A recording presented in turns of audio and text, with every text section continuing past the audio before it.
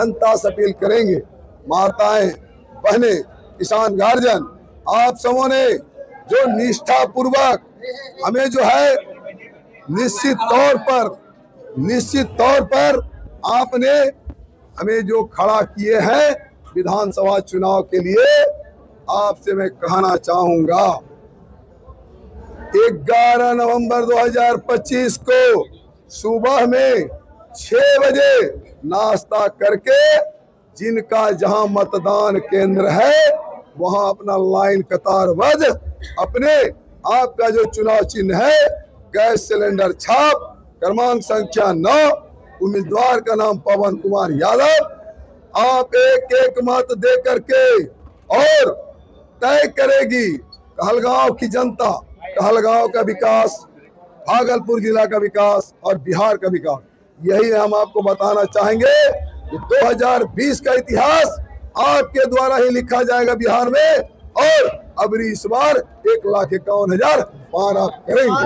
ये काम बाकी है 2025 में आप कीजिएगा, जो आपके दिल में रह गया है काम जो करना आपको जरूरी है। देखिए, हमने आपको पहले बता दिया, यहाँ के लोगों को पलायन नहीं होने देंगे, और जहां तक किसान के परिवार के खेत में गौराडी में 82 किलोमीटर नहर बनवाने का काम किए हैं, पूरे कहलगांव विधानसभा के साथ भागलपुर जिला के तमाम किसानों के खेतों में नहर के माध्यम से पानी पहुंचवाने का काम करेंगे। यहाँ के युवा भाई युवा बहन को बाहर पढ़ाई के लिए नहीं जाना पड़ेगा। मैं आपको और एक चीज बताना चाहता हूँ, जब मैं यहाँ से पटना की धरती पर पहुंचा चुनाव जीतने के बाद, हमने बीपीएससी और बीपीएससी का निःशुल्क कोचिंग चलवा रहे हैं।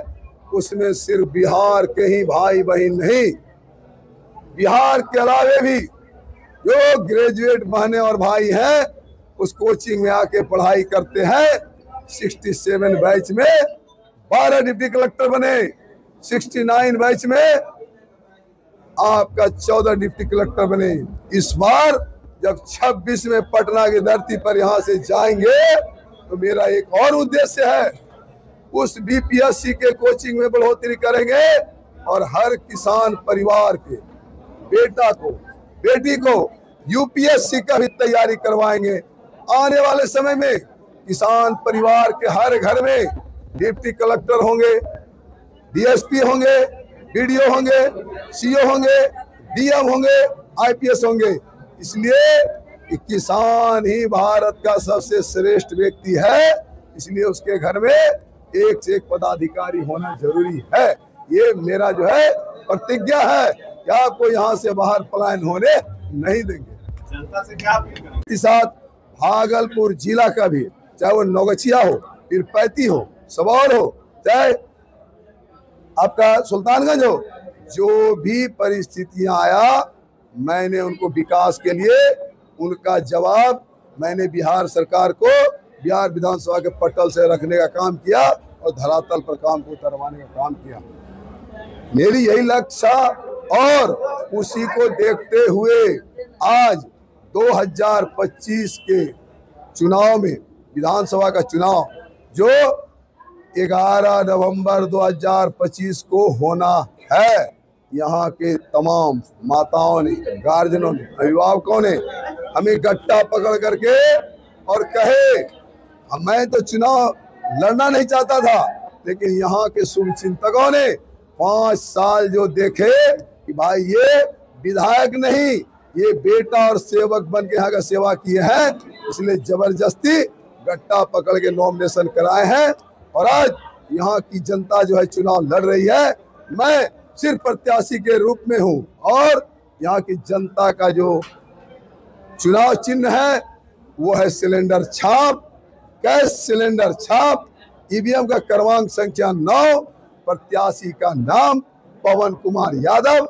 मैं आप लोगों से पुनः कहना चाहूंगा, जो 2020 में जो आपने बिहार के गिनीज बुक में कहलगांव विधानसभा का नाम पहला स्थान पर रखने का काम किए थे, उसी तरह से 2025 के बिहार विधानसभा के चुनाव में जो 11 नवंबर 2025 को चुनाव होना तय है, गैस सिलेंडर छाप क्रमांक संख्या 9, प्रत्याशी का नाम पवन यादव, एक मत देके 2020 का जो था उसका रिकॉर्ड जो है इस बार भी आप लोग कायम करेंगे, हमको पूर्ण विश्वास है।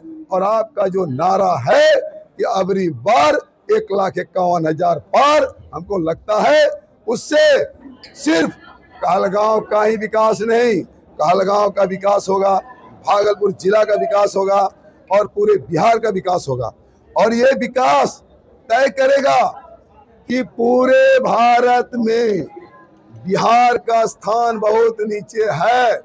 2025 से लेके 2030 में पूरे भारत में बिहार का स्थान नंबर 1 होगा और इसका श्रेय कहलगांव की माताओं को, देवी तुल बहनों को, भाइयों को जाएगा।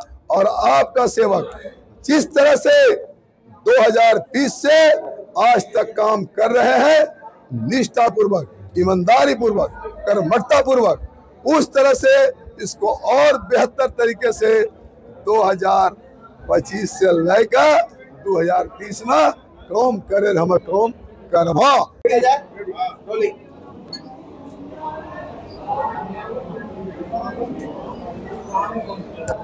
आप सबों के माध्यम से कहलगांव की देवतुल्य जनता, देवमयी माताएं एवं बहनें, गार्जियन, अभिभावक, किसान परिवार, युवा भाई, युवा बहन को आज ढेर सारी शुभकामनाएं और बधाई आपके माध्यम से देना चाहते हैं।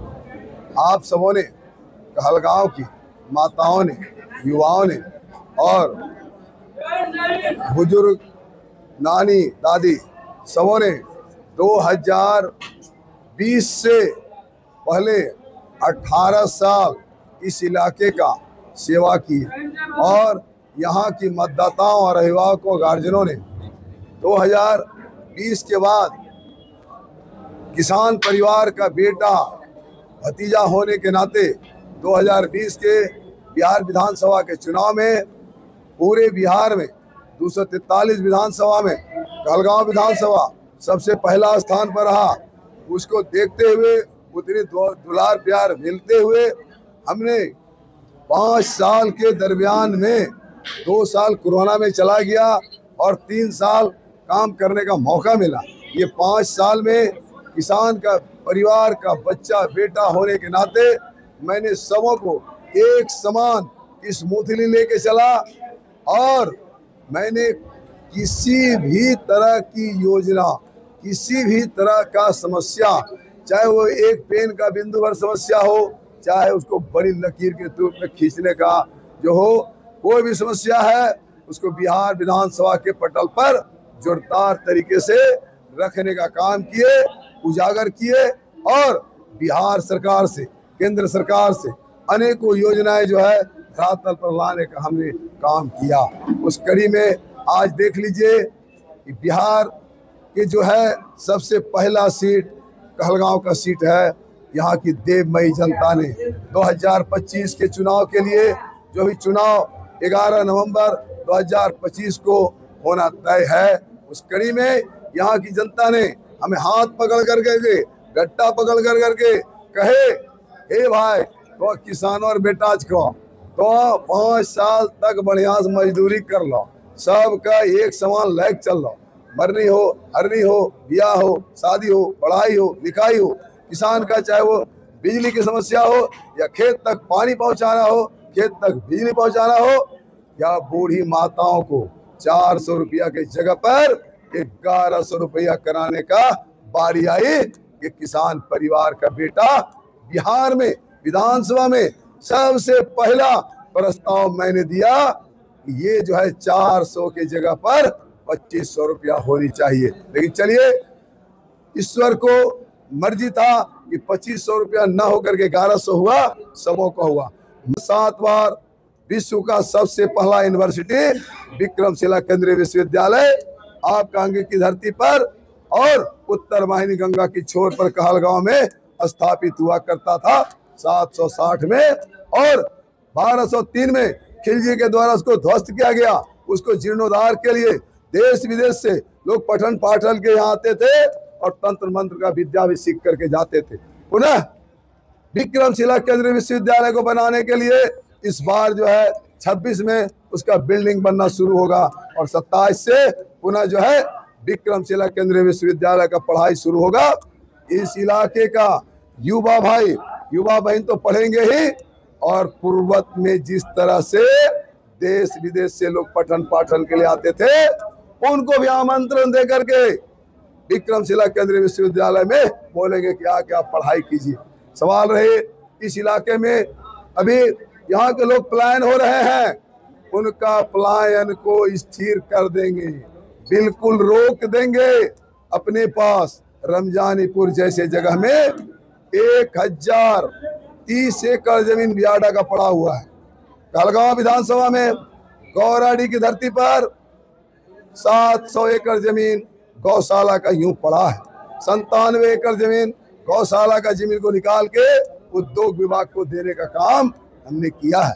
और ये दोनों जगह में अभी बहुत बड़े बड़े पूंजीपतियों से बात हो रहा है कि आप 14 तारीख के बाद आप एक बड़ा मीटिंग रखिए, पूरे इलाके के किसान परिवार माताएं वहां रहेंगे और हम लोग एक नहीं 50 से ज्यादा की संख्या में पूरे भारत से यहाँ पूंजीपति आएंगे और आपको जितना फैक्ट्री लगाना होगा, आपकी माताएं यह बने जिस तरह का फैक्ट्री बोलेंगे लगाने के लिए, मैं यहाँ लगाने का काम करूंगा। यहाँ के युवा भाई युवा बहन, मेरी दीदी और किसान परिवार के मजदूर भाई, उसको गुजरात जाने से रोकेंगे, जाने नहीं दिया जाएगा। उसको यहाँ काम मिलेगा, पंजाब नहीं जाएगा, हरियाणा नहीं जाएगा, दिल्ली नहीं जाएगा, उसको यहीं पर काम दिया जाएगा और वो अपने परिवार के साथ, माता पिता के साथ, अपने बीवी बच्चों के साथ यहाँ रहेंगे और यहीं पर समाज का विकास होगा। मैंने 5 साल शपथ लिया और पहले दिन ही हमने रखा कि आज तक ग्रामीण इलाका हो चाहे शहरी इलाका हो, उसमें जितने बिल पेंडिंग पड़ा हुआ है, बिजली बिल, हमने सरकार से आग्रह किया, मैंने जोरदार तरीके से रखा, ये बिजली बिल एक मुश्त 3000 या 5000 लेकर के और इस बिजली का बिल को माफी किया जाए। क्यों? सरकार को मैंने बताने का काम किया कि आप पुराना बिल आपका पेंडिंग पड़ा हुआ है, उसका ब्याज आते जा रहा है, कंज्यूमर जो है बिजली जलाने से दम नहीं धर रहे हैं। उस परिस्थिति में आप एक मुश्त 5000 3000 लेके खत्म करिए और हर महीना जितना बिल जलेगा, एक बार जितना 3000 5000 लेने से करोड़ अरबों रुपया सरकार के खाते में एक दिन में आता, उससे सरकार की आर्थिक स्थिति मजबूत होती और बिहार का विकास जो है वो चरम पर पहुंचता। और जो हर महीना बिजली जलाते हैं बिजली और वो नहीं दे पाते थे, वो सरकार को नुकसान होता था। मैंने ये सरकार को अपनी ज्ञान दिया, लेकिन ये देखिए लास्ट में आकर के ऐसा हुआ कि 125 यूनिट बिजली ये किसान परिवार का बेटा माफी करा करके ही दम लिया। गे दीदी, ए चाची, ए बाबूजी, आप 125 यूनिट बिजली 3-4 पंखा और 3-4 बल्ब जलाइए, आपको पैसा नहीं लगना। इस तरह से आपको बताना चाहेंगे। गंगा पंप नहर जो बटेश्वर गंगा पंप नहर के नाम से जाना जाता है और 50 साल से वो बन रहा था। 2020 से पहले 868 करोड़ रुपया उसमें खर्चा हो गया था। और बिहार के माननीय मुख्यमंत्री जी सूखा नहर में गंगा बटेश्वर पंप नहर का सूखा नहर का फीता काट के शुभारंभ कर दिए और जब किए यूं ही पानी खोले, चूहा जितना दिन से मांद बना करके रखा था उसमें सब में पानी बाहर चला गया। केनाल से, नहर से किसी का घर डूब गया तो किसी का खेत का फसल बर्बाद हो गया। उसको देखते हुए जब 2020 में विधायक बनने का काम हुई तो हमने सबसे पहला काम उसमें 6 करोड़ का लागत से दिया, 22 करोड़ रुपया की राशि लाया, फिर 6 करोड़ लाया, 34-35 करोड़ रुपया ला करके, और वो इससे पुराना पड़ा हुआ गंगा बटेश्वर पंप नहर, उसको मैंने 15 किलोमीटर तक चालू करवाए। आज 17 किलोमीटर तक किसान परिवार के खेत में पानी जा रहा है। बाद बाकी जो और 6 महीने का और समय चाहिए, झारखंड की बॉर्डर तक भी वो पानी किसान के खेत में पहुंचाएंगे, और 6 महीना में फिर 35 का जो लास्ट छोर है वहां भी वो पानी पहुंचेगा। आपको बताना चाहेंगे, अगर सबसे अगर अहम भूमिका किसी का है इस भारत में, इस राज्य में, इस गांव में, तो किसान परिवार है। अगर किसान परिवार ना होता, खेती कौन करता, अन्न कौन उपजाते? जो बिस्तल्ला में बैठे हुए हैं पटना में, दिल्ली में, कलकत्ता में, गुजरात में, उनकी ये वाला फैक्ट्री कौन भरा करते हैं? किसान परिवार भरा करते हैं। उसी परिवार से ये बच्चा है। इसलिए समाज का विकास, चहुमुखी विकास कैसे हो, मैं उस पर हर समय संभव करता हूं कि आगे काम हो। जहां तक सवाल है, ये सेवक ने जितना 5 साल 2020 से लेके आज तक इस समाज में जितना विकास का काम किए हैं, इस बुक में पूरा लिख करके रखे हैं। ये बुक जो है सबों को एक एक यहाँ से ले जाइए और आप देखिए कि आपने जिनको सेवक बनाया है 3.5 लाख मतदाता है, और जो अपने परिवार में आज बच्चे बच्ची जन्म लेते हैं लिए, और 18 साल अभी नहीं पूरा है, वो 5.5 लाख है। टोटल 9 लाख है। 9 लाख व्यक्ति को एक मस्तिष्क से, 2 आंख से मैंने एक समान देखने का काम किया है, और सबों का विकास कैसे हो, सभी स्वस्थ कैसे रहे, समाज में एकजुटता कैसे रहे, ये आपको जब आप ये बुक पढ़ेंगे तो आपको पूरा इसकी जानकारी मिलेगा। आपके सेवक ने आपका कीमती वक्त 5 साल का कहीं सो के नहीं बिताया है, कहीं खेल के नहीं बिताया है। जहां भी जिस गांव में, क्षेत्र में जो समस्या था उसको पूरा किए हैं, और इस बुक में सारा चीज लिखा हुआ है। आप देखेंगे 29 हॉस्पिटल लाए हैं कहलगांव विधानसभा में, 82 किलोमीटर केनाल खुदवाए हैं, 400 किलोमीटर ग्रामीण क्षेत्र में रोड बनवाने का काम किए हैं, जिसमें सबसे बड़ा रोड 20 किलोमीटर है, सबसे छोटा रोड 103 मीटर है। और जो हमारे इलाके में यहाँ पर 40 गांव है आदिवासी भाई का, वनों का, जिसमें 25 गांव में जाने का रास्ता नहीं था, पौडंडी रास्ता था। मेरी बूढ़ी माता का अगर तबीयत खराब होता था तो खटिया में उसको लय करी का और बाहर जाए लगले रोडवा पर, तब वहाँ टेम्पू में और गाड़ी में बैठा के हॉस्पिटल ले आए। वैसे जगह पर मैंने अनेकों रोड देने का काम किए हैं। 4 लेन की सवाल है, आजादी से लेकर अभी तक सिर्फ 4 लेन का नाम था, वो रोड गड्ढा में था और गड्ढा में रोड था। आप सुने होंगे पिछली बार जो मनोज तिवारी जी आए थे, कह के गए थे, ए माइया ए दीदिया पवनवा के जीतावे खातिर मनोजवा आइल बा, रोडवा में बा गड्ढा, गड्ढा में बा रोड।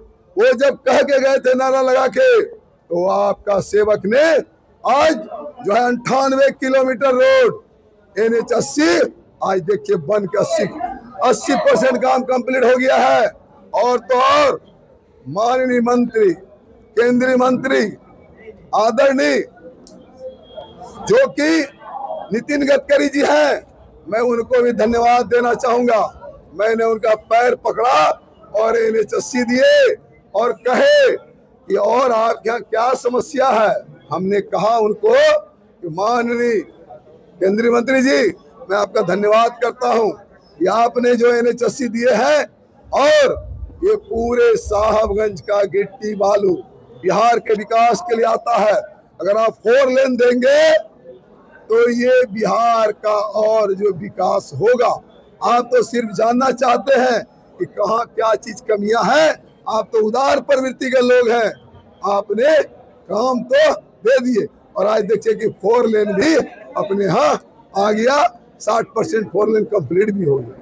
और तो और एक चारी में जो रेलवे फाटक है, एक घंटा आधा घंटा 2 गाड़ियां जाती आती है, उस पर भी फ्लाईओवर लाने का काम किए हैं। देखेंगे घोघा में जो फ्लाईओवर बन के कंप्लीट हो गया।